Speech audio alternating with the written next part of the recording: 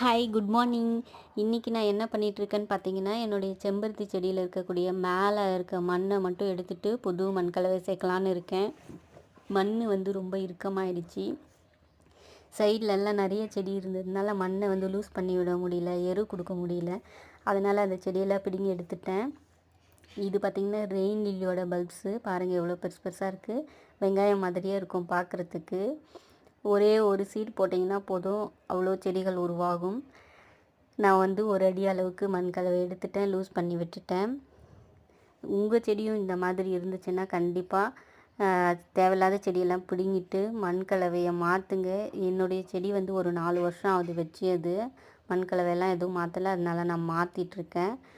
அப்போ தான் செடியோட வளர்ச்சி நல்லாயிருக்கும். வேர்களுக்கு வந்து சுவாசிக்கிறதுக்கு காற்றோட்டத்தன்மை இருக்கணும். டைட்டாக இருந்தால் செடி வளராது. இதெல்லாம் வந்து ரெயின் லில்லியோட பல்ப்ஸு பாருங்கள். இது வந்து பேபி பல்ப்ஸு, குட்டி குட்டியாக இருக்கிறதெல்லாம்.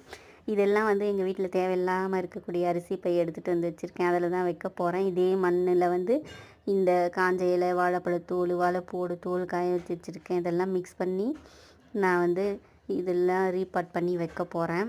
இன்றைக்கி என்னுடைய வேலை இது தான். என்னுடைய சேனலை ஃபஸ்ட் டைம் பார்க்குறவங்க சப்ஸ்கிரைப் பண்ணுங்கள், லைக் பண்ணுங்கள், கமெண்ட் பண்ணுங்கள். தேங்க்யூ.